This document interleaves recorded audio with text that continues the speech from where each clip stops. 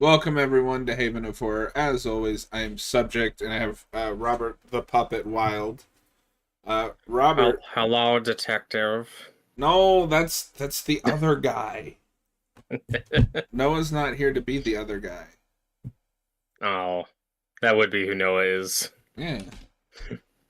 Uh, we're here to rank some Saw movies. Now, if you're confused, Noah and I have done this before, but Saw 10 had not been out, and Robert wasn't there, and Robert has become the biggest Saw fan. He's crazy for them.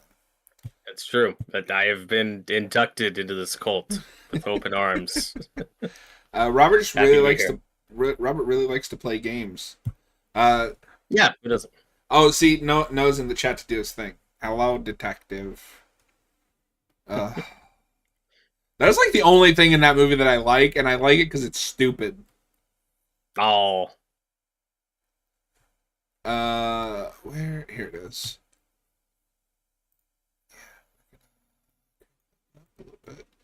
So, Robert, what are some before we get into our personal rankings? What are some of your kind of thoughts and feelings on this as a franchise now that you finished the story, so to speak? yeah. I think one of my biggest takeaways is how much more my appreciation of the first one went up once I watched the sequels. That's not to say that they're all bad. I actually enjoyed most of these. But it's like what I perceived as flaws or weird choices in the first one. The series has a really charming way in embracing and just making its identity, which is kind of cool. Because if you go back to our commentary on the first one, I was like, yeah, it's okay. I give it like a 3.5 or whatever. Like I thought it was good, but I also it's funny. It's a movie where I can both see and understand the love for it, and why also somebody would watch it and say, oh, it's overrated or I didn't get it. Because it's kind of a divisive movie, as most horror films are. You know, like very few horror movies come out Well, the gate and are beloved by everyone. and especially in the 2000s, I feel like, because that was we were more focused on pushing the boundaries, and this would make a fascinating video topic, but I feel like the early 2000s were so focused on pushing boundaries and being edgy, because for 2000, was it 3, the first Saw movie is horrific. It's 2004, sorry. 2004. The first Saw movie is horrific, but then in the 2010s, it's like we overcorrected that the other way, and we got a Hmm. bunch of safe, boring horror. And I think we're starting to kind of come back into a middle ground a little bit. We're pushing boundaries, but we're not being like edgy for the sake of edgy. Right. And, maybe this is just speaking for myself.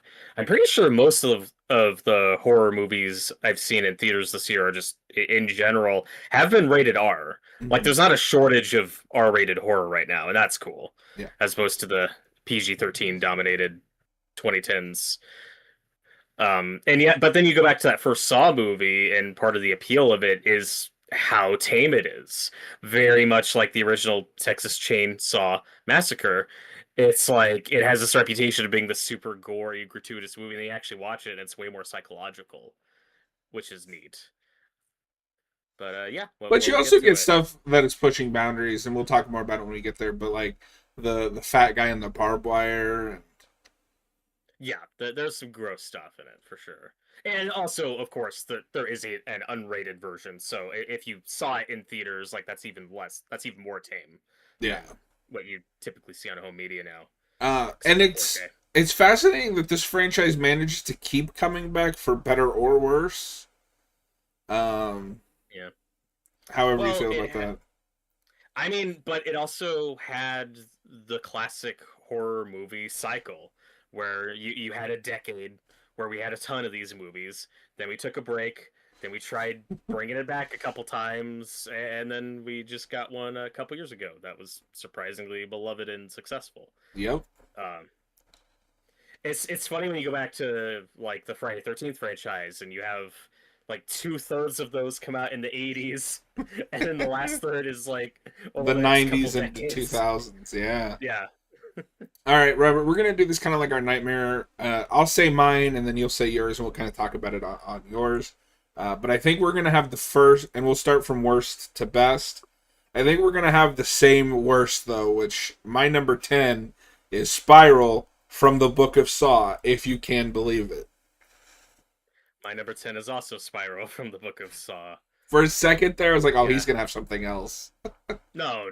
And this one's a real shame because on a technical level, and I mean, we've talked about this before. When this movie came out, it had like a tepid response. It was kind of mixed. This wasn't like hated by everyone out the gate. Like people wanted to like this movie.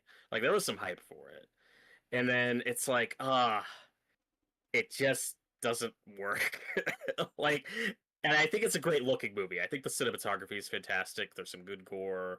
I like what they're trying to do with it, but it's kind of all the it's a lot of the Saw cliches with, in this case, focusing on the cop plot, the police procedural, and it's just not done well, which is really Well, and unfortunate. it's interesting because you're right, it did kind of just come out to tepid reviews. And I'd say this has just kind of been forgotten over hated. Like Saw 10 came out and just everybody kind of forgot about this one. Mhm. But I remember being really excited, whatever you may think of the man, an actor of Chris Rock's caliber wanting to do a Saw movie was unheard of by that point. Yeah, and in case I forget to bring up this point later, but did you know that after Jigsaw, the eighth one, the writers were developing Saw X. They Oh, already had that in the works, and then Chris Rock comes in and is like, "Hey, I want to make a Saw movie," and then Saw X gets put, or whatever it was called at the time, gets put on hold to make the Spyro movie. And then after the response and I guess box office failure, because this thing flopped pretty badly. Then they were like, okay, let's go back and try to do the last one. But then it makes you wonder, just hypothetically, if Saw X was the immediate follow up to Jigsaw, would it be as good as the Saw X we got? I don't know. I don't know. You know? So, one thing I will say, so this made 40 million on a 20 million budget. So, it broke even. Yeah. However, to be fair to this movie, I don't know if you remember this. This came out in 2021. Yeah, we were Everything was still bombing. COVID. Yeah. I want to be a fly on the wall in the meeting where Chris Rock goes, I think I could make a Saw movie. I have an idea. Yeah. And they got Samuel L. Jackson. I should have known that he'd be in this movie for like 3 scenes, but Yeah. He's great though. he is. He gives the best trailer line. You want to play a game, motherfucker? No, moral of the story, don't listen to Chris Rock. It's true. Yeah. Well, another behind the scenes tidbit I know is Chris Rock approached the writers and was like, "Hey, you guys handle the plot. I'll handle the funny stuff. I'll bring the funny and do the comedy." And this is not his best improv. No, his entire Uh, performance is just screaming at people. And what's weird too, so the only writer on this movie, so there's 2 writers, Josh Stolberg and Peter Goldfinger. Peter Goldfinger does not have a Wikipedia page, but Josh does. And he's very hit or miss, but he wrote Jigsaw, this, and Saw 10. yes. Plus, he also wrote Piranha 3D. So I guess this script just he didn't care. Yeah. Well, and I wonder if it's just this isn't the movie they wanted to make, and it shows. Yeah. Where it's like, again, it is the same writing team that did these last 3 movies, the Saw X. Spoiler alert, being the best of those, in my opinion. Hot take. Yes. But I wonder if this was just we have to make this Chris Rock cop movie now. Okay. Yeah. And Because I mean, even in the movie, Chris Rock seems to be the only one that that wants to be there. mhm. Yep. So yeah, I don't think there's a whole lot else to say about Spiral. We did. If you want to hear more of our thoughts on that, go watch the commentary. So from this point on, I don't know how much we're gonna line up because obviously we've done commentaries. I think almost on almost all of these at this point, but we've never actually discussed them. There's 1 or 2 we're still missing. Yeah, and I think it's like in the middle. My number 9 is Saw 7. Is that yours? My number 9 is Jigsaw. Oh, okay. Much to your disappointment. Yeah, Ah, I didn't care much for this one. Sorry. eh, I, It's I I like Tobin Bell. I like Supergirl from Smallville. I think she's interesting. she's she's the most interesting character in it. Tobin Bell's great for the couple of scenes he gets. It My biggest hang up with this movie is it felt like a movie written by Saw fans, but like not in a good way, where it's like, hey, we're just gonna take all these ideas from the last seven and smush them together and not do them as well. Particularly the big twist with how it's manipulating time. Hmm. Where it's like, yeah, Saw 2 did that better, in my opinion, and there's a lot of that in this movie. But most positive thing I'll give it. If you just took the trap plot, and if you're watching this for some reason don't know, okay, it typically in Saw there is the trap plot where you got people stuck somewhere, then there's the torture porn stuff, and you got the cop plot, the police procedural element. You got two. These are the two sides of the coin of Saw, from the Book of Saw, and Oh, if so there are just more chapters to this book. Okay. oh, so many. You don't even know. You haven't read the appendices yet. But if you just look at the trap plot in this movie, I think it's pretty good. There's some good gore. Again, the actress who we know from Smallville, Supergirl, I think she's great in the movie. I think her character is really fucked up and interesting. All that stuff I really like. It's the cop plot where I think this movie really fails and has a twist with a new Jigsaw apprentice that I just don't jive with. That's too retconny and you have Saw 7. Yes, which I'd argue has way worse cop stuff. They're about on par for me, but fair. But with that one, my biggest disappointment is Carrie Ellis. I feel like just being kind of wasted. Dr. Gordon only getting a couple scenes. But in that one, when you do get the twist that, oh, he's been there the whole time participating in all these movies, there's something fun about that and rewarding because we know that character, because we're invested. Hmm. This one doesn't click for me, where you invent this whole other new character who was there at the very beginning, before Amanda, before maybe not before Hoffman. I don't fucking know. This timeline's insane. But it's just, God, that character, Logan, doesn't work for me. It is my biggest hang up with the movie.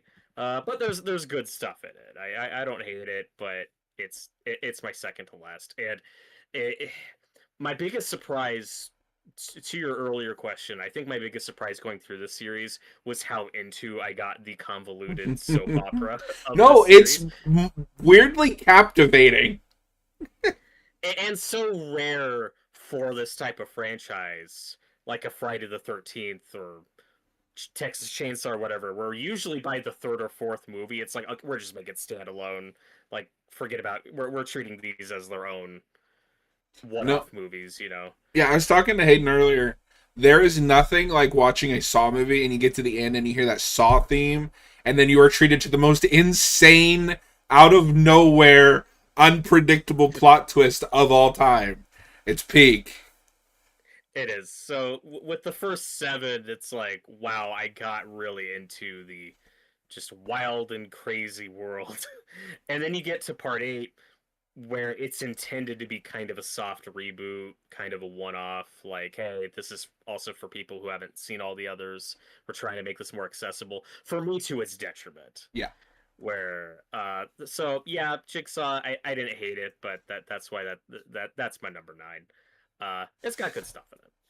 And I do want to point out that made 100 million on a $10 million budget, which Yeah, is dude, shocking. right? Because I don't feel I'm the biggest Saw fan on the channel. I had no idea this movie happened until Spiral was coming out. Yeah, you can correct me on this. I feel like maybe the first Purge movie might have come out at that point, because I do remember the marketing having kind of that feel to it. So maybe they were just tapping into that audience, because The Purge was a notable R-rated success, but I don't remember The that might Purge have is been after this. 2013. Okay, so well before Yeah, no, this that movie. because that and Paranormal Activity were kind of the next Saw in terms of being a yearly franchise. And The Conjuring, Yeah. I guess, was another big one at the time. Mm-hmm. Uh, okay, so what was your number 8 then? Let me pull it back up. My number 8 is Saw 5. Okay, interesting. My number 8 is Saw 7. So now we can get into Saw 7. My biggest problem, and I think part of it is because I saw this at when it aired or when it first came out, and like this was supposed to be the big conclusion. I think it's a shit conclusion. If we never made another Saw movie, I'd probably be more down. I mean, that's also like my third. Yeah, Like I don't know if and this is good. and I think part of it that still holds it back is timeline wise, this is still technically the last one because I don't have to count Spiral. That's its own thing. Well, I mean, half of Jigsaw is Yeah, set after this movie, so take that for. but that also is so isolated and like. Right. But It's weird. in terms of the main story that you followed for 7 films, we have not picked up after this with the story threads in this. Right, and to spoil the ending, it's like I just have to take the movie's word for it that Hoffman's dead, and most certainly they will never follow up on that. But part of why that ending is so unsatisfying, with him getting locked up in the bathroom, like, oh my god, he's in the bathroom from Saw. It's like we've already seen like 2 people escape this thing. I don't. Yeah. Like Hoffman escaped the bear trap, which is the most inescapable trap in this series. And that might be the greatest thing he does in this franchise. It's so badass. That scene's amazing, but you can't do the Donnie Wahlberg scene in 3 where he smashes his foot to get out of the chain and escape the bathroom, and then do that with another character and make me think, oh, that's it, they're dead. Yeah. Like, no. Everybody gets out of it. Well, not everybody, but I've seen too many people get out of that bathroom for that to be as satisfying. And I like that in theory because it's coming full circle. This is where it all began. But you're right. If you're gonna do that, you can't show the bathroom at all in any of the other movies. We went back to that well too many times. Yeah, the bathroom shows up in a lot of these. Yes, it does. And I think that's part of the problem of like we love this continuity, but they're clearly making it up as they go. And it shows. Yeah, and the ending we get for Jill, I think, is kind of unsatisfying. It feels that's. I don't love that. This is also the one that I think feels really mean spirited. So mean spirited. We've probably talked about this before, but that she was either married or engaged to one of the producers, and then she broke it off. I think you brought that up in our commentary. Boy, do you feel that energy in this movie.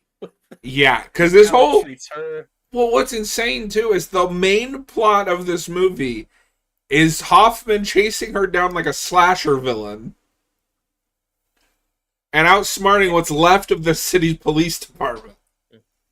And you have a protagonist whose wife or girlfriend is killed, like, in the most mean-spirited sequence of the whole series, in a way that I don't think is earned or necessary.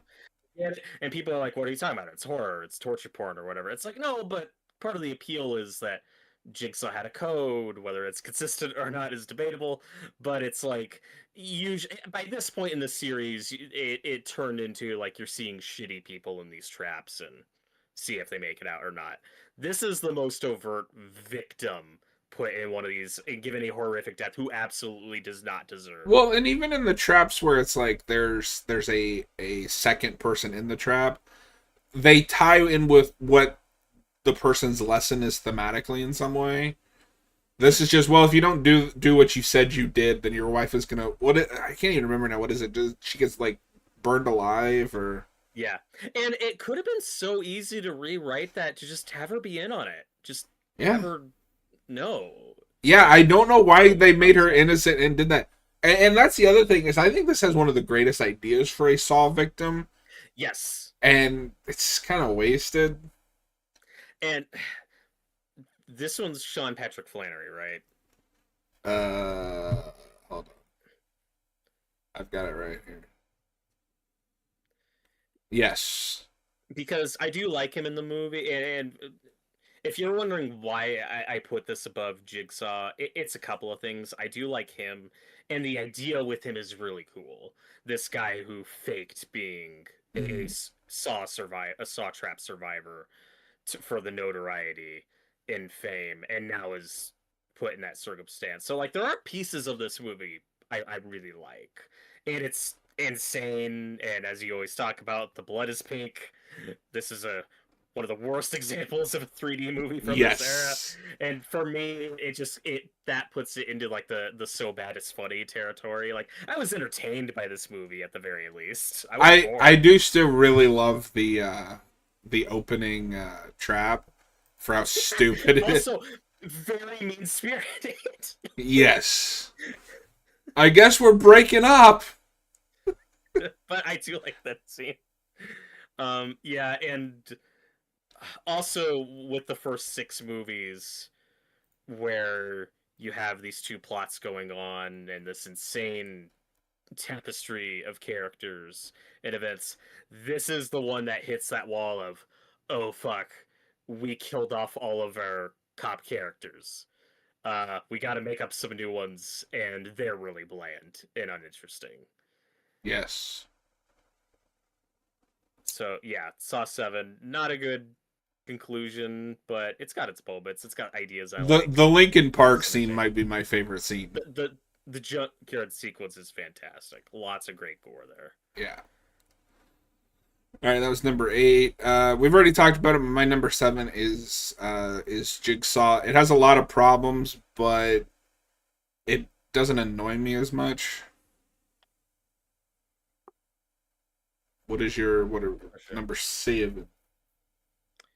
My number 7, and this is probably pretty low for most fans. This might be my biggest hot take. I mean, although to be clear, now I think we're, for me, past the bad ones. I think from this point on, I do like all of these to varying degree. My number 7 is Saw 4, Oh wow. which has some cool stuff.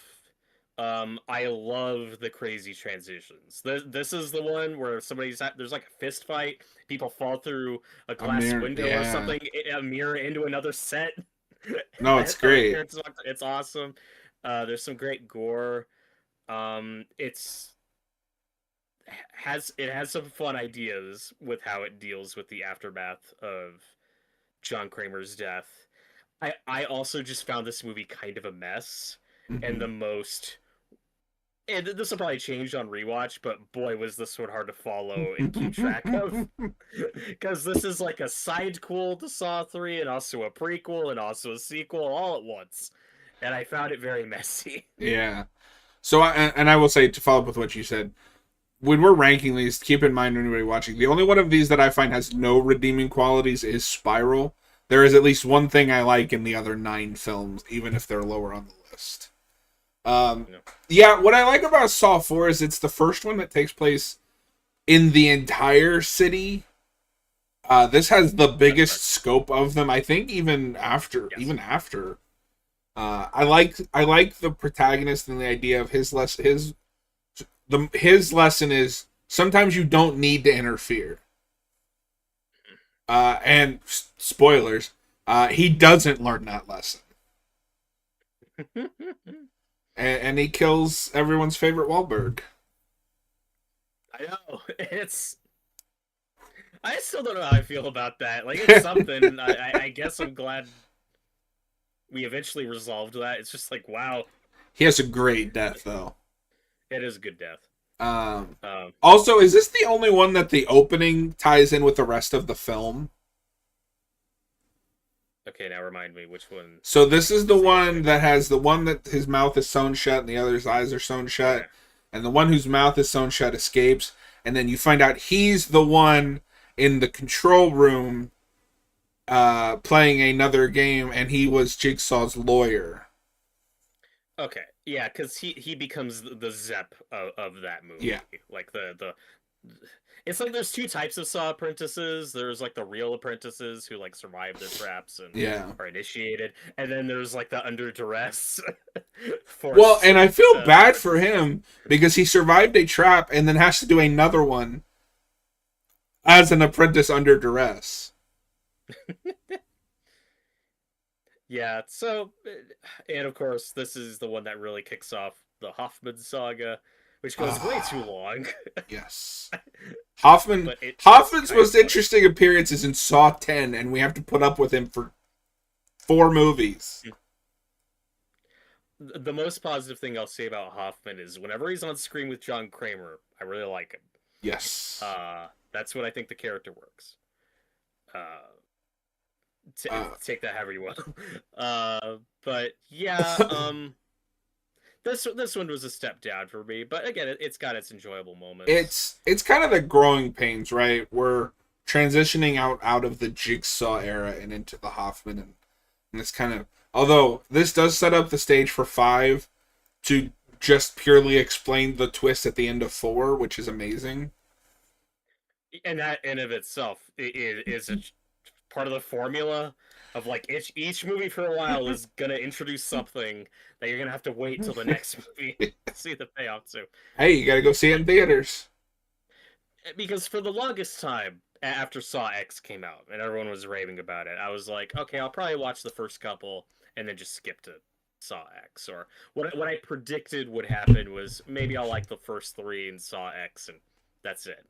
And one of the most positive things I'll say about the series is when even though 4 is kind of low, I was not prepared for how intricate this continuity would be and how invested I'd be in this mad world of Cityton. But I had a good time, for Yeah, better or even worse. I think it was for the better. Uh, And that's something else that I don't think these movies get enough credit for. Is even characters I don't like Hoffman, I remember them. that's true. Um, And how rare is it though for a horror franchise to have recurring cop characters? very Like, rare. Well, and because we had a conversation in the Discord the other day, like, why are there 10 Saw movies? And I'm like, they're telling a continuous story until 7. We don't start jumping around until 8. yeah, I mean this isn't a great example, but you'll see what I mean. It's like asking, well, why are there 15 seasons of CSI? Yeah. It's like People want it's a TV these. show. Yeah, yeah, And you know, much like to our point earlier, these are still making money. Saw 10 yep. made like $100 million. It reviewed better than an Exorcist sequel.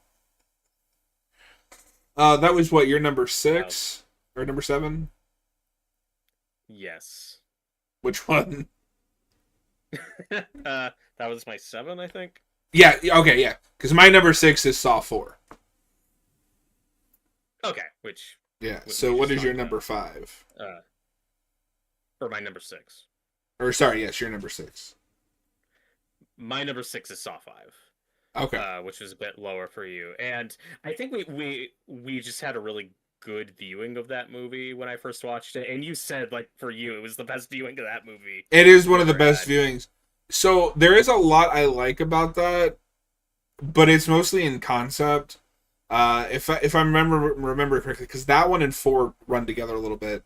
But that is the one with Darla from Buffy, and the actual trap in that one feels a little uninspired. But I like the Mhm. twist at the end where they realize, oh no, we were all supposed to survive this to get here, but we all stabbed each other in the back and killed each other, and now we don't. Now we can't win. Yes, Um, it's a group trap like Saw 2 and like Jigsaw. yes. But It's one of what those. stands up, what makes this one stand out is just the reveal at the end of, when you get to the end is, oh, we're not supposed to do this by ourselves. The whole crew was supposed to survive until the end, but we all stabbed each other in the back and betrayed each other and argued. I think that says something about what these people think of humanity, and I can't disagree with them. Said. And one of my issues with Saw 4 is, again, it's throwing a lot at you. I think it's very messy, but you also have like this new character Hoffman and this new character Strom, and they look identical, and I can't tell them apart, and it's very confusing. In Saw 5, I have a better feeling of who those characters are because of the Hoffman twist, and also what I like about 5 is it's a lot more Focused focused on than them. 4. Yeah, This also has, the I think, the Strom, greatest ending since the first one. the ending's great. It's messed up, like it's a downer, It makes me but wince it's cool. every time. So if anybody hasn't seen this, if you've ever wanted to know what would have happened to Luke, Leia, and Han in the trash compactor, watch this movie. Yep. It's just rare you get to see a protagonist lose in that type of situation, so it Well, and stands out. what's rare? I mean, this is a horror movie, so it's not rare in the genre, but rare for film. Arguably, Strom is the antagonist. Yeah, depending on how you look at it. I think this movie is structured where Hoffman is the protagonist. Mm-hmm. And it's got that great opening where Straub has to stab himself in Yeah, his throat to not drown to death. Like their whole cat and mouse game, it's I was so really good. entertained by. I think And this is the only movie where I'm more interested in that than The Trap. yeah, I agree. The trap plot in this one I think is just okay, but divorcing it like from the rest of the movie in terms of just Hoffman as a character, I think this is the best Hoffman one. Yes. There are other movies with Hoffman that I have higher than this, but just in terms of his character, I think this is the one where he's used the best because you get all that backstory with him and John that I Yeah. think is really cool. I like his motivation and his origin story with him being a Jigsaw copycat for his vengeance. And like you said, the ending's great. So I think this one uses Hoffman the best. Yeah, it's funny because I But think this one uses Hoffman the best and Saw 7 uses him the worst. However, I'm going to rewind to Saw 7 real quick because we forgot to mention the greatest thing in Saw 7, which is backwards cap Tobin Bell, which I need to be in Saw 11 so bad. It'd be even funnier now because it's like 20 years older. that missed opportunity. Okay, the after credit scene of Saw X is good. There should have been a second post credit scene where you get a dress up montage and him putting on the backwards cap. Like, I have more to do. I shot might Mr. change Flannery to see. I might change the thumbnail of this video to that. As you should. But yes, it would be horrible if we didn't mention that. Yeah. Funniest John Kramer scene of this Yeah. series. So good. Why are you dressed like that? You never dressed like that before in the entire series. And that's where it's like there are different John Kramer phases. Like, remember, he's got his bald phase with his soul patch for a little bit, and it's like, wait, which one happened? Like, oh god, it's so much to keep track of, dude. No, what I love about John Kramer, and I think people who don't watch these movies don't realize he is a super villain. He is a comic book super villain, 100%. Yeah. and it's amazing. These are some of the best comic book movies that aren't based on a comic book. I agree. We need to convince Cap these are superhero movies. And then in stuff like Arkham City and Matt Reeves' The Batman, we got a Jigsaw-inspired take on the Riddler that I always wanted and thought would be cool. You know, these things are always informing each other. No, it's great. Whether intentionally or unintentionally. I love it. So we're on number 5 now, yes? Yes, so my number 6 was Saw 5. And the last thing I want to say on that is that one is maybe the most polarizing in the series. Like, a lot of people hate it. And Okay, I the didn't know worst that. one. Yeah, and I just can't agree with that. Yeah, I mean, I definitely don't see how you could say it's the worst one after 7 or Spiral, but I had a good time with it. But this might ruffle some feathers because I don't know how that's received in the fandom. But my number 5 is Saw 6. Interesting. Okay. I think this is the best of the later half of that first run. But we'll get into it more when we get it on your spot. What is your number 5? My number 5 is Saw 3. Oh. Which I like. Mm-hmm. Another kind of divisive one. A lot of people love it. Again, there's good stuff, but it's funny. Like, obviously, Saw 7, I think, is a much worse conclusion. I still don't love this as it, like, to that original trilogy. I don't love this as a conclusion. It's more like I've just accepted it. And I think the fans have accepted it, like slow ass motherfucker Jeff is Yeah. the one who killed John Kramer. We've never retconned that. No. And boy, do I think killing off Amanda's a mistake. Killing off Amanda is a huge mistake. So I'll just say it now, just because when we get there. But that is my number 4, and I only put that above Saw 6 because it is still does have Tobin Bell outside of flashbacks. I think this has some of the best traps in the franchise.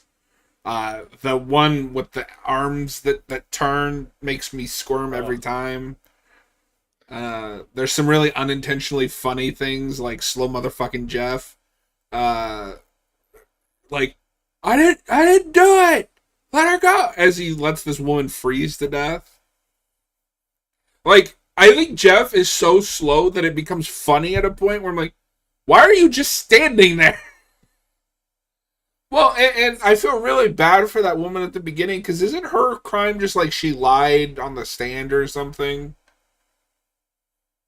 Yeah, or she was like a witness and didn't report it. Or didn't come forward? Because, Jigsaw knows these things. It's, oh god. There are so many flashbacks to things that happened, and you're like, how do you know this? Yes. So she is the only witness who refused to testify. And he just stands there like, I think she might deserve to freeze to death for this. Yeah. Is he the most unlikable test subject? I wouldn't say that, because the guy in 6 is pretty bad. Which the movie is aware of, like, that's part of the point. Or I guess Jeff's probably more likable than the one in 7. But see, I think the thing with 6, and we'll get into it more, he learns his lesson by the end of that. Jeff doesn't. That's true. But hey, like, look, it made my upper half. It my top 5. Like, I like the movie. I just didn't like it as much as the first 2. Well, I'm shocked that you don't like Jeff, because I don't know if you know this, but he's Jor-El in Superman and Lois. I did know that, which is very funny. And no, I think he's hilarious. Like, I don't know what to do with it. And then again, when you get the later sequels, it's like, John, not you, John Kramer. Why is Jeff the one you're spending all, like, your time and energy on when you're dying? But then it's like, oh, the insurance guy really fucked me over. Like, I'll be dead later. We'll get to him in a few. Why is that on the back burner? Why is Jeff the one that takes priority? It's just really funny. No, that's so hilarious. Also, I have another reason to hate Jeff. That actor is the final villain on Chuck. And I hate the twist at the end of that season. So this is a tangent. I'm sorry, it has nothing to do with it, but slight spoilers for a show that nobody but me cares about. So that's like a spy comedy with Zachary Levi. It's his best role, by the way. And one of the things of that is a will they, won't they thing. But then, because the show manages to survive to a 5th season due to fan demand, they go, well, even though we're on shaky legs, the plot of this season is going to be that the villain erases Chuck's love interest memory with the supercomputer that is like the MacGuffin of this show. And then we're going to end on a cliffhanger of she might remember. It's up to you. I have never been madder at a fucking finale. That's rough. And it's Jeff that did it. Goddamn Jeff. Yeah. But and then his wife, I think, is one of the most likable characters in, like, the Saw trap scenario. I think she's great. No, she is. Who's operating on John Kramer. And I think that is a great example of Jigsaw doesn't kill her. She dies because Jeff won't learn his lesson. Yeah. But it is also little, Amanda. to be fair, yeah, it is a little muddled because Amanda refuses to take off the damn collar. Which, okay, so we gotta talk about this. So Amanda starts acting wildly out of character in this movie. Because that's not how she was acting in 2. And then is it 4 or 5 that we learn that Hoffman knows that she was the one who sent the guy in to get the drugs and accidentally killed John's unborn baby because he smashed the door into Jill's gut. But she doesn't think that John knows, despite John knowing everything that has ever happened to anyone in the world. So she goes along with this blackmail, which kills her. So Hoffman is the one that kills Amanda, technically. Did that make sense? Yes. I think it's 6. Is it all the way in 6? I will double check this. That is an insane amount of time to wait for that retcon. Yeah. Shawnee Smith returns as Amanda in 6, so that's when Okay. you get the flashbacks. It takes a while. I've never loved that choice. It just felt like somebody went, Amanda's acting really weird in 3, and just her crashing out over Jigsaw dying doesn't explain that. Yeah, because at the end of 2, it's very clear, like, she is the heir apparent. That's what the plan is. Like, John Kramer's gonna die of cancer because we made that an integral part of his character. And then if we keep making a bajillion sequels, Amanda's probably gonna be. And I think she could have carried them. That's probably what they should have done.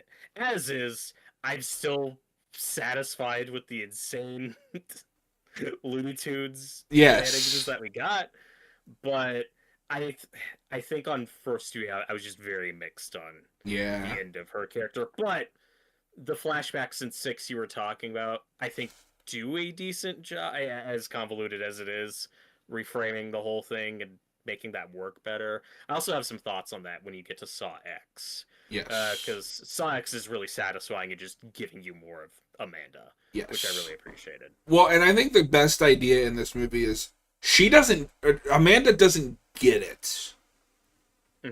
Because there's a very noticeable difference in at least one of the traps in this. Actually, I think all of them. Where it's like, well, wait, how are they supposed to get out of that? And at first, I could see a person being like, well, this is the third one, they're just getting lazy, like they're not thinking about it. But, and the main one I go to is that cop woman who has the things in her ribs and has to dip her hand in fucking acid to get the key out. Yeah. But then you learn, no, it's not an accident. Amanda doesn't get it. And I think that's the main reason to keep her alive is I think that's a compelling arc of her finally getting it. Getting to that point where she goes, this is what John was talking about. Well, and the lady you're talking about, Carrie, played by Dina Meyer, that was also disappointing because, like, I would have liked to have seen her as a protagonist of a Saw movie. Yeah. And, like, it feels like we missed, like, because, like, the one cop guy introduced in 2 gets to be the protagonist. She should have been the protagonist of 4. Maybe. I like that guy fine. But it feels like she should have gotten a Saw movie as a protagonist, not just side character who dies in the third act of 3. So yeah, don't love that choice. But like you said, good ideas. I think more than, aside from Saw 4 just being kind of a mess and having way too much going on, 3 feels like that could have been a couple of movies, just in that everyone agrees. By Saw 2, you guys understand how successful these movies are. I get that John Kramer has cancer and you want to pay that off, but you could have waited till the 4th or 5th movie to do. I feel like the fandom as a whole feels that. Like, why did we kill him in the 3rd one? Mm-hmm. Which then just becomes funny with all the flashbacks and retcons to keep him around. But it's like, yeah, you guys know how horror sequels work, right? You didn't have to kill him in the 3rd one. You could have waited till 4 or 5 to do that. Well, it's so funny if you go to the Wikipedia page and you look up characters like Lynn, the nurse in this, appears in Saw 3, Saw 4, Saw 5, Saw 6, Saw 3D. She dies in the same movie she's introduced. And I don't often agree with them, and I hate to cite them, but Screen Rant and I agree with them on this, described Lynn as one of the characters in the franchise who did not deserve her fate, being paired with Joyce Dagan, who I can't remember who that is off the top of my head, and described her as a woman being dragged down by her husband's failure as a person. And I think that's one of the franchise's smarter moments of kind of commentary on, like, this guy is so far gone, he's dragging everyone down with him. Mhm. And it's unfortunate. Fuck you, Jeff. Well, that was Saw 3, which was my number 5. So, what is your Hey. number 4? Oh! Joyce is Saw 7 guy's wife. Okay, that's what I would have guessed. Yeah. So, yeah, that makes sense. But see, I don't think she's dragged down by her failures of a husband. That's just a fucked trap. Yep. Okay. Wait, what was that number for you? What number for you was that? 5? That was 5. Okay, so my number 4 is Saw 3. Okay, which we just talked about extensively. Yes. What is your number 4? More of our thoughts on Saw 3. Rewind 10 minutes ago. 10 minutes. Okay, so my number 4 is Saw 6. Okay. So a little bit higher than it was. This one raised quite a bit when we watched it. I think this movie is not smart enough for a proper commentary on the insurance companies. But the traps are better. This is the one I think with the carousel, the shotgun carousel, Yes. which is a good one. This has some weird cameos. Like, we discovered that guy from Family Matters is in this for some reason. Mm-hmm.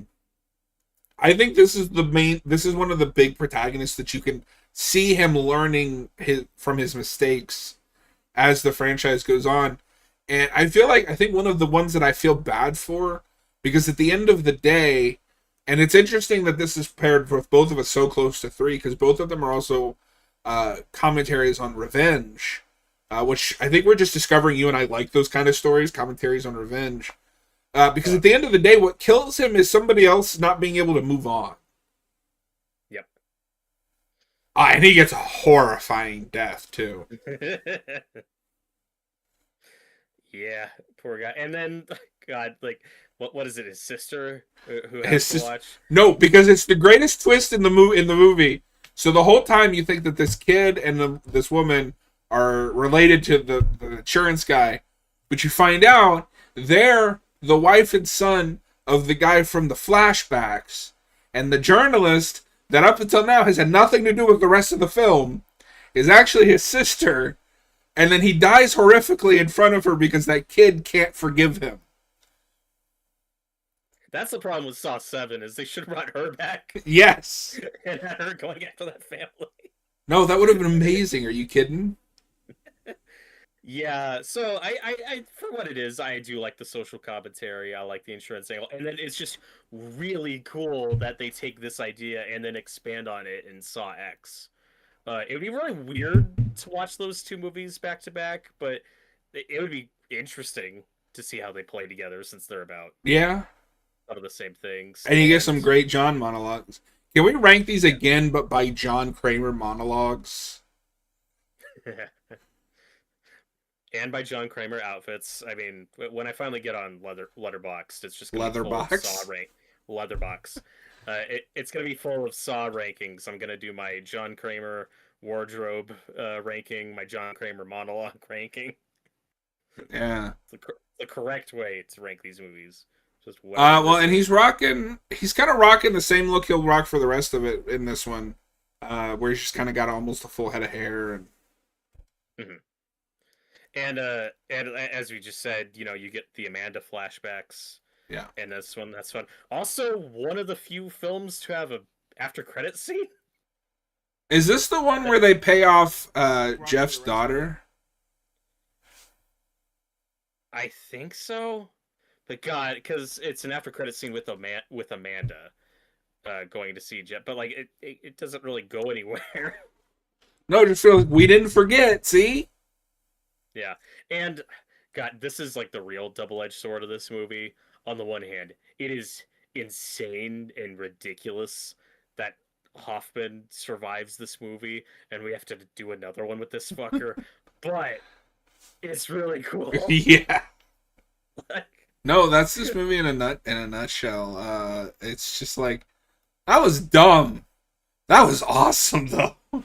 Also, as from my filmmaking perspective, that first chop with the breathing, the way it just like cuts out all other sound is just really clever.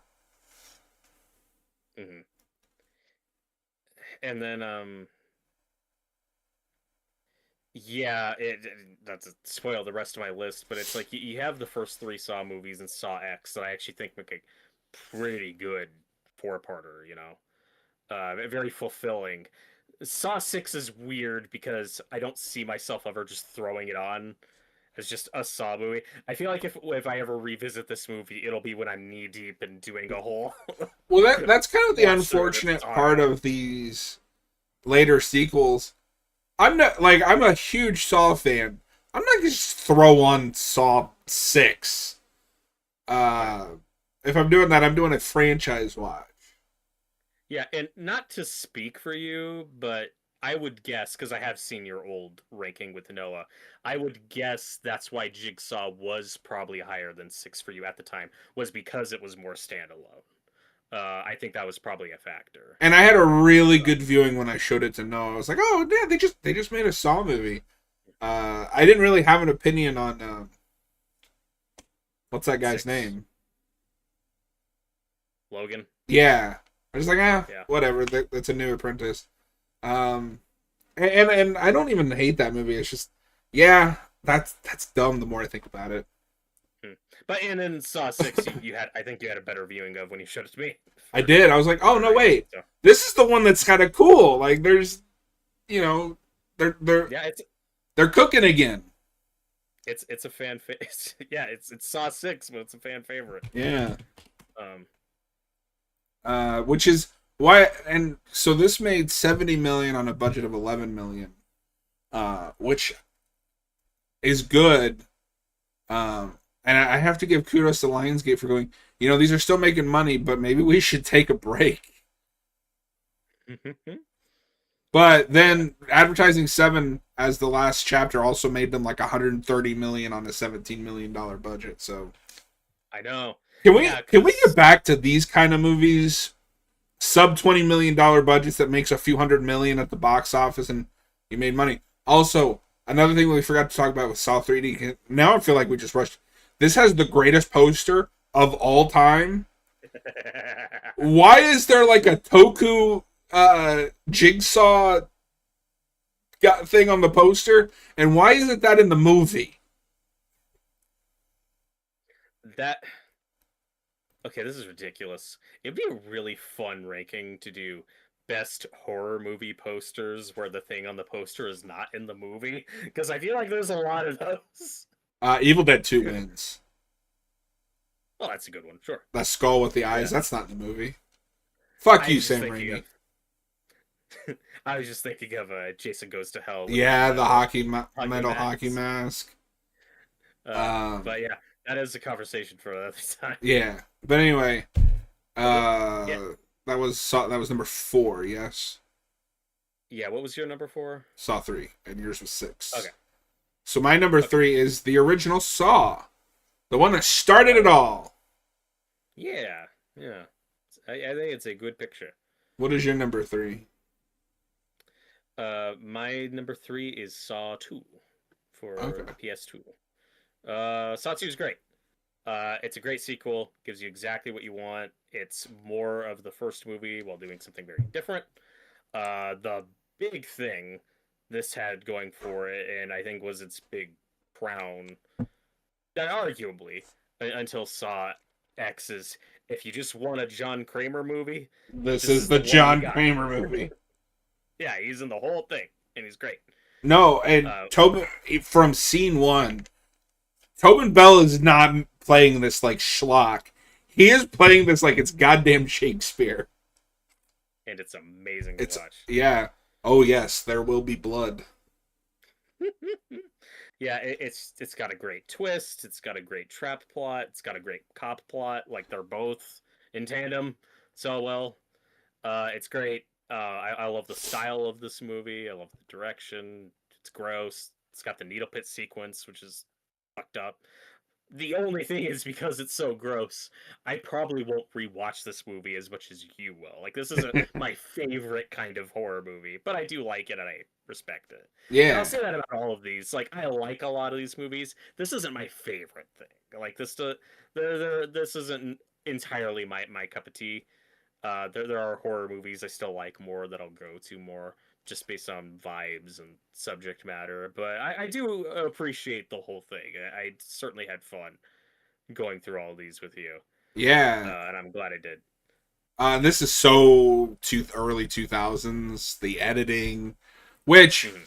we haven't talked about yet, but this takes what should be an annoying early 2000s trend and makes it an identity with the whack, like, music video editing. Mhm. Again, it just embraces it as part of the style. It's very colorful. This is one of the most colorful Saw movies. Like it's just you've got the scenes bathed in yellow, you got the scenes bathed in green. Like it's very Get some stylish. orange with the Really fire. cool. Poor, Mhm. poor Obi. Yeah. Yeah. I don't have a whole lot else to say about this movie just because we just did a commentary on Yeah. Saw 2 for the So what I will say, if 20 minutes. nobody wants to watch it, I love the haunted house take. When we talked about this in the commentary, but this solidifies the second Saw formula, which is a bunch of people in a house with a bunch of traps. Um, the needle pit is one of the greatest ideas anybody's ever had in these movies. It will make you squirm no matter how many times you've seen it. And a large part of that is Shawnee Smith's performance. I think this is her best performance outside of maybe 10. I think she's great. And the twist, which should lose sympathy, make her lose sympathy because she's spinning on it, doesn't. Although, we didn't talk about this in the commentary. What You know how Cap has questions for Jarrell when he gets to heaven? This is my question for Jigsaw when I get to heaven. Did you know that Xavier was going to freak out and go around murdering everyone? Did you warn Amanda of this? And okay, this is a guess on my part, and maybe this is made more clear in the movie than I remember. She's not poisoned, right? They don't Or make is it she? clear, but I there's no outward dialogue, but she's the only one at the end that doesn't look ill. So I hazard a guess she was not poisoned. That would be the more logical answer, but it's also this series, and I can't make that assumption. That is true. Amanda, you've But already proven yourself, but you must poison yourself and go into this game. this also has the best John Kramer wordplay in the entire Yes. series. No, that He's- motherfucker loves his puns, and this is the best one. He's the scariest horror antagonist because he's just dad jokes. Yeah. Dad jokes all the time. He's in a safe place. And there's a safe right there. That's so yeah. good. And what I like about this movie too is I don't love Eric Matthews as a character, everybody's favorite Wahlberg. But he's another character that doesn't learn his lesson. Mm-hmm. But it does. But what I like about this one is, really, it only affects him. He doesn't get his a wife killed. His son does end up safe. We never see that kid again, by the way. Yeah, we know he's fine. I do have mixed feelings about never bringing his son back, just because I feel like there's something interesting you could have done with him. Because yeah, the life of Eric Matthews does not end well. No, they should have brought him back for Saw 11. Yeah, dude, there's a lot of characters that could have brought back for Saw 11. They could have brought back Jeff's daughter. Just every side character that's still alive. Just throw them all into Saw 11.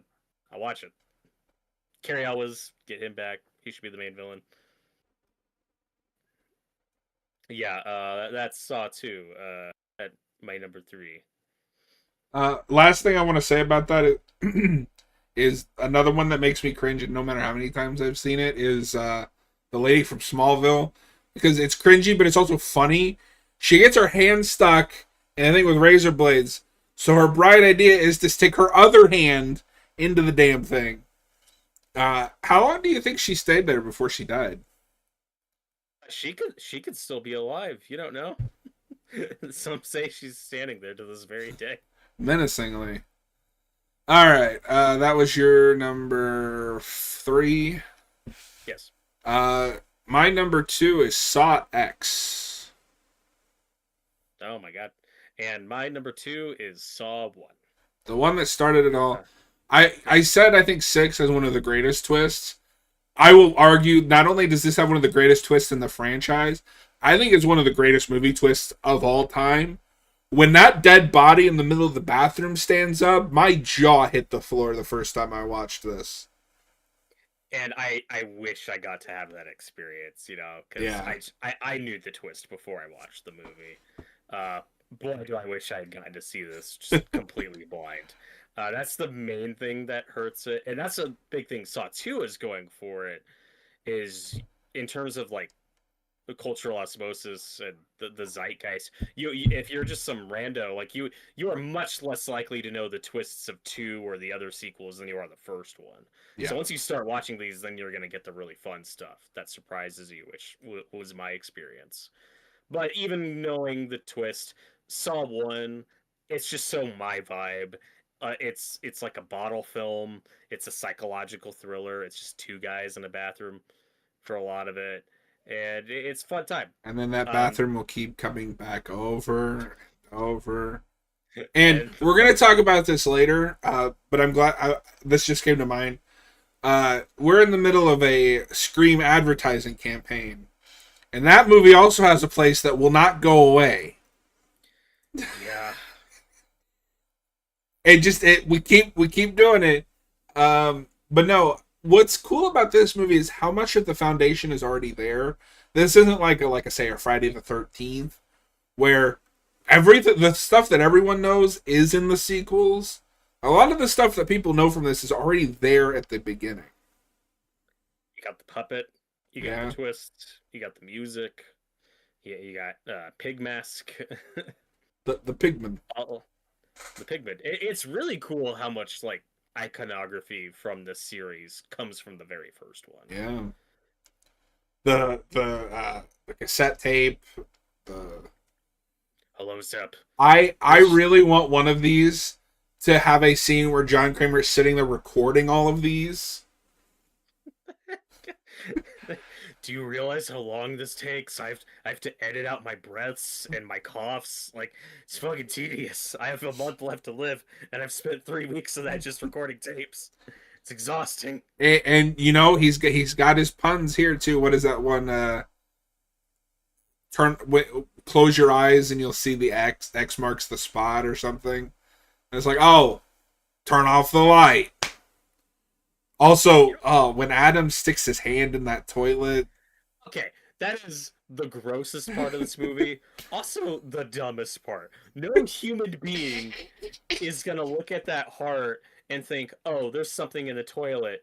No, the first thing you do is you take the lid off and you check up there first. No, that 100% just exists to gross out the audience by him sticking his hand in dirty toilet water.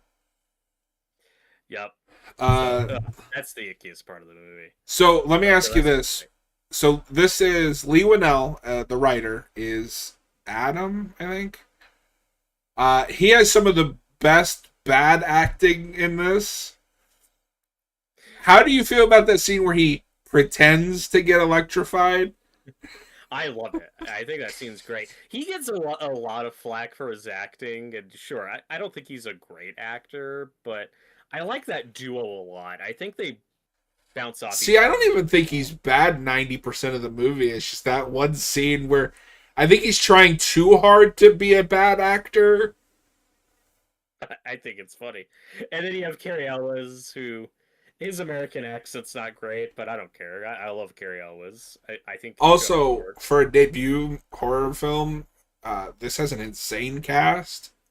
Danny Glover, Cary Elwes. Yeah, for at this low of a budget, they got some good names and people who believed in it. Yeah. Well, and it's cool that Amanda is there from the beginning. Like, we don't just bring her in 2 and go, she survived at some point, during the first one, or she's in it from the first one. And for anybody that doesn't know, this only had a budget of like $1 million. Mm-hmm. You don't get Danny Glover in $1 million movie, like a $1 million movie that often. For sure. And some of my gripes that I had with it that we talked about in the commentary do still stand. Like, I don't think this is a perfect movie. No.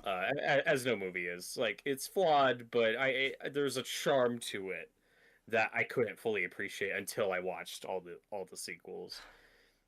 So I really like it. It's my number 2. Real quick, speaking of movie posters where like that's not in the movie, I think all of these movies have that. Have you ever seen the original theatrical poster for this movie? So it's not the one of the foot? No, it's just a hand with the word Saw under it. Whose hand is that? What? Whose hand is that? It's funny. I maintain also this is still Bond's best movie. Yeah, probably. Like, I do like the direction. The editing and stuff is hit or miss for me, just for my sensibilities. But for what it is, I think it's stylish and entertaining. It's got a great setup and premise. Again, the only downside, just for the sake of the mystery, is just how little Tobin Bell you get in this first one, which is what Saw 2 really delivers on. Yeah. So, and your number 2 was Saw X, right? Yes. Which means your number 1 is Saw 2. Yep. Which we just talked about. And again, just depending on what you want out of these movies, totally get preferring that to the first one, because Saw 2 is great. And I will say, like, at least 2 and X are like neck and neck. I could easily flip them on my list and still be happy with it. What we already know, but what is your number 1? Well, my number 1 is Saw X. I loved it. It's so good. Loved it. I said this recently that it's not like the quintessential Saw movie, and that it has everything in it, like everything you expect or know from Saw. You don't get everything in it, but that's part of what makes it so good. Because as much as I love the police procedural cop plot stuff in most of the other movies, this is the 10th one. It made the wise choice in just saying, we are not doing any of that and just making the John Kramer story and getting you invested in this trap and making half the movie a build up to the Saw trap, and it totally works. This is something that could have fallen on its face so easily for many reasons, and it works. I think this is the movie that it's more testament than any of the others, even though you could say this for any of them, but the testament of how important Tobin Bell is to this role. To the point, I will say that he is as important to Jigsaw as Robert Englund is to Freddy Krueger. I think he has earned that level. Absolutely. Yeah, and he gives a really great performance in this. I think, for me, this is the strongest story in the series. It has great ideas. It pulls just enough pieces and puzzle pieces, if you will, from the previous Saw movies, and not doing superfluous ones, and not like it is shocking how well this walks that tightrope of being a completely accessible Saw movie for somebody who's never watched one of these, and being completely standalone, and also so seamlessly fitting in between the first two, and not feeling like it's really changing anything. If I can get away with it, I would love to show this one to Cap. It's the one I think he'd like. I'm sure I don't know if he'd like to watch it. I'm sure he'd be curious to watch the first one just for his historical perspective and context. But I would guess that this would be his favorite. I think this one is, as opposed to Saw 2, which is your favorite. No, you can't show him that one. No, But there are more people, I think, who aren't into this franchise that would like this one, that would get Yes. into this story. That being said, it does not hold back on the gore. No. It gets very gory, where it's like, okay, maybe I won't show this to a Yeah. certain friend, because like this is still a hard R movie. Yeah. Just because it's more, again, psychological and story driven and character driven, I should say, than some of the others. It does not skimp on the traps. This is a And very gory movie. this has my favorite Hoffman appearance, which I think part of that is I didn't know he was in this when I watched That's it. great. And I was like, oh, I don't like you normally, but I'm kind of happy you're here. I clapped when he showed up. Also, Happy real to see quick, that. I'm looking at Tobin Bell's filmography. I have never been tempted to watch a soap opera, but he was on 5 episodes of Days of Our Lives Oh as my god. as a character named Yo Ling.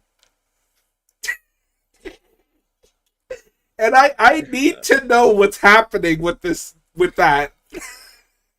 Well, why aren't we watching this right now? Oh. Dude, that's what shared cinematic universes are missing. Like, well, why can't we have the soap opera with like Dr. Gordon and John Kramer, and all the trap stuff is happening in the movies, but there's also this soap opera going on? Because I mean, Yeah, Saw is basically a a soap soap opera. opera. This is amazing. I found his Wikipedia page. Are you ready to meet Yo Ling? Oh, I am so ready.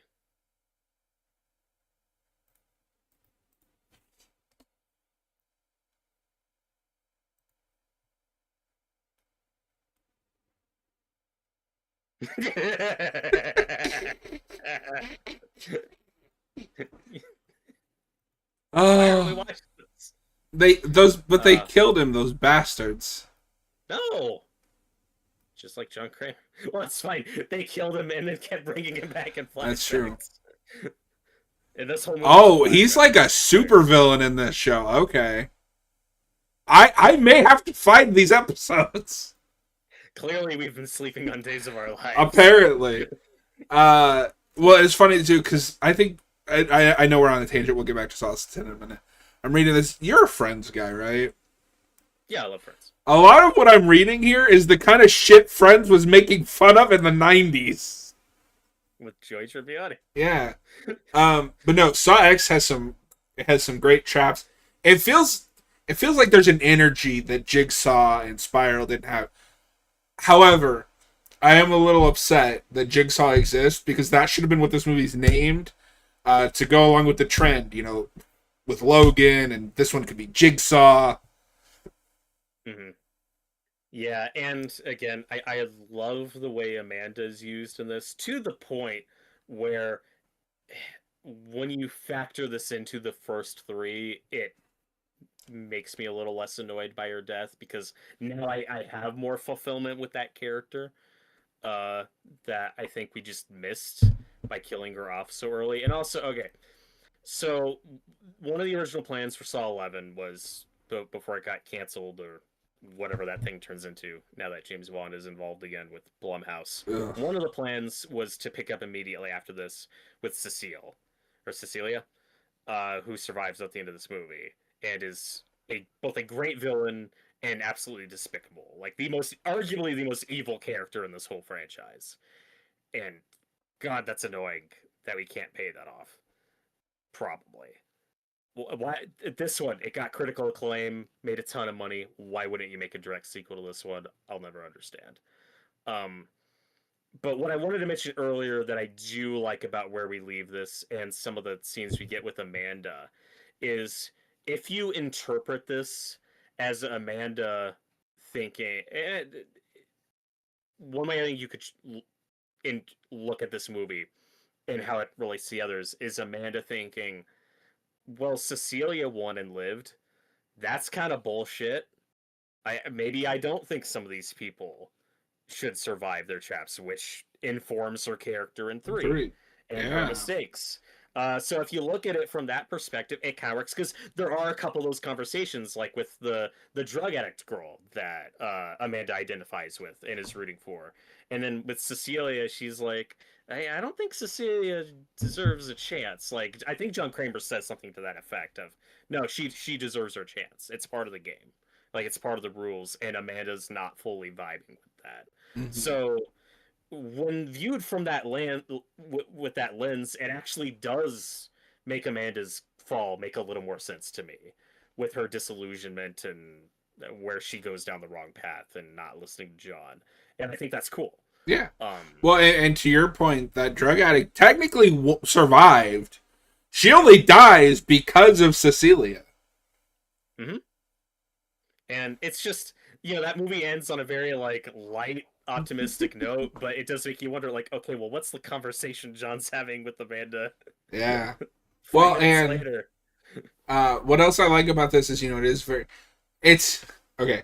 There's two things. One, the first half is like a Hallmark movie about a guy trying to survive cancer, and then it becomes a Yeah. Saw movie, which is beautiful. That's why.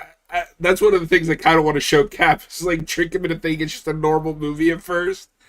But I like that even with this character-driven, drama-focused, Jigsaw still knows everything about everyone all the time, and he has figured out that this guy is going to come here, betray pretend to be somebody else, betray them. The Jigsaw is going to get put into this trap and have to choke on, was it blood or motor oil or something? I think it's blood. Yeah, I think it's blood. Until they go into this room and they trigger their real test. It's amazing. You still get, and you get that Saw music. That Saw music, one of the best horror themes of all time. And maybe it's just because I'm like a trained SEAL with these now. When that kicks in, I'm like, okay, I'm ready. Let's see the big twist. Hello, Zep, the character everyone forgot about, and it's really funny that is forever synonymous with the main theme song. Yeah. Okay, so like going into Saw 1, right? Like I knew the big twist at the end. I didn't know Michael Emerson was in that movie. Oh Like yeah. that was a surprise to me. And then it's like the theme song is Hello Zep. It's like, who the fuck is that guy? Hello, Zep. I want to play. Yeah. And then at the end, like he really should have said, like, "Welcome to my world, bitch." Oh, let's rewind to Saw 1, because I don't know if we talked about this in the commentary. I have one thing I've always wondered about that. What did Zep do? I don't. He's just a weirdo. Like he did something. It's Also, 'cause he, to your point, I think it's in 8. Don't they say that 8 Logan is the one that swaps the medical files? yes, Isn't there something in, I think, the first one that it was Gordon that did that? I think so. But my brain is fried, and I need to rewatch these movies. You just watch him take notes. So many notes. So many. Yeah. Because I feel like we'd already gotten an answer on how his cancer went undiagnosed. Mm-hmm. Oh God. Yeah. Whew. There's a lot of care. And again, back to the first movie. I still think, like you said, it is a flawed film. It's still very convoluted and more complicated than it needs to be. But that's also part of the charm and the fun of this series, Yeah. where they just embrace that. And Saw X gives you just enough of that silliness with its twists and turns and reveals. And I was worried. I was like, oh no, is this gonna fall apart at the end? Like, is this going too far? But it sticks the landing. Like, it doesn't go too off the rails. Yeah. But Well, it still has the moments. and for those that weren't there, at the height of Saw, that was, our generation's Friday the 13th or Nightmare on Elm Street. It was everywhere. They showed these on TV. Which is hilarious. And, if it's Halloween, it must be Saw. Yeah. No, because I remember showing my mom some of these on, because Sci-Fi been at a marathon of them. Yeah, and most, at least the first seven, most of these were put out October every Yeah, year. every year. I went It to was see very them tradition. every year. That's something even Halloween couldn't commit to. Yeah, And H2O, they're like, fuck you, these are summer movies now for some reason. Like, yeah, no. Billy but the but Puppet was everywhere. I want to play a game was everywhere. I think the 2020s have been a really great like renaissance for horror. We've had a lot of great horror movies we've talked about on this channel. A lot of great variety. We're The one back, thing baby. we're back. Including Saw X.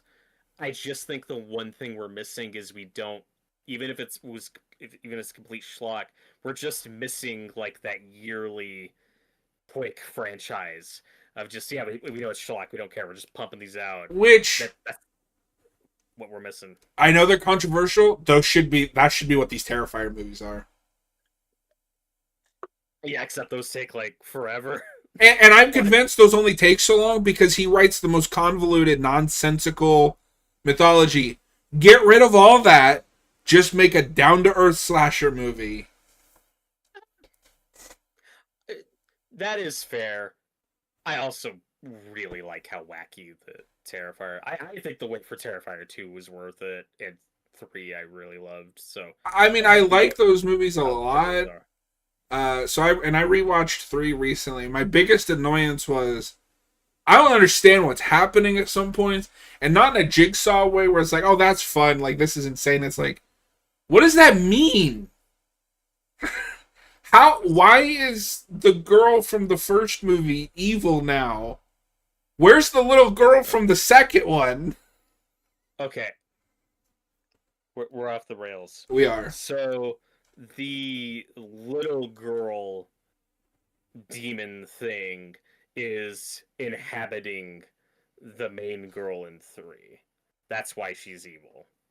Is that in the movie? Because I never picked up on that.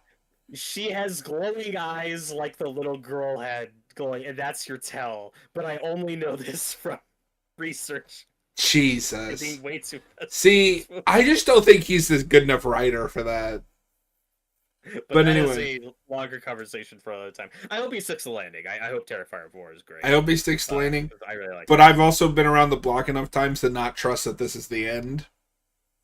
Oh, absolutely. No, okay. When I say the end, it's I want a satisfying ending for Sienna's character in this mythology. But obviously, the Art the Clown character is going to be around a long time. They're going to keep doing things with that character. I Which also, hopefully are cool. I'm sorry, we're just talking about Terrifier 3 now, but I just watched it. I also really resist killing Jonathan off screen. Oh, I really didn't like that choice. Uh, that's the big thing I was mixed on. Yeah. Yeah, that was Um, unless Terrifier 4 pulls some Jigsaw bullshit, and that was yet It's gonna another be third alive. person. yeah, we'll see. Oh, and I gotta send it to you. Do you know Dr. Mike on YouTube? No. So he's a doctor, obviously. But he does movie reactions sometimes, but not normal reactions. Mostly talking about like movie injuries. Last year he did Saw, which was hilarious, and he is not a horror fan, by the way. This year he did Doctor reacts to Terrifier injuries. I thought he was gonna pass out at one point. But anyway, Amazing. that is our Saw ranking. If they ever come back, we'll do another one of these. I Saw 11 or just don't do it. That's where I'm at. Yeah. Because if you reboot, my worry is you're gonna get somebody that's just trying to do a Tobin Bell. Yeah. It's the pitch is we're gonna get back to basics and a restart for a new generation, and it's like, but Saw X that proved Well, you could just use what you have and people will come. and maybe this is my old man moment. I don't think these movies will ever appeal to this current generation. They can't even handle the Terrifier movies. Yeah, and yeah, like you said, Tobin Bell is John Kramer. That's not somebody you want to see recast anytime soon. And I don't know. It's a weirdly incomplete series. There's a lot of loose threads and unsatisfying shit. Yeah, But unless they're that's what, saying we're gonna make the true Saw 8, and pick up with Carrie Always. And which is what I'd want. If the first thing we hear about that movie is, "Hey, Carrie Elwes is coming back. He's gonna be the main character," then I'm on board. I would be Then I'm excited. curious. Just for the love of God, just use the real voice. No more of this hello detective. Hello, detective. I kind of love that because of how bad it is, but I appreciate that you have, what is it, the first 7 and then 10. Yep. I also love that that's the poster for 10. It's not even really in the movie. Look, we needed something for the X imagery. Fuck you. Yeah. But we are going to end this here. We'll be back in about 5-ish minutes. You guys voted for Left 4 Dead. So we're going to do that. We're going to chat about the Scream trailer because I think you watched that. Did you watch the Stranger Things trailer? I did. Okay, we'll chat about that. Maybe we'll chat more about just the state of horror and all that. But we'll be back in about 5-ish minutes. Thanks for watching. Game over.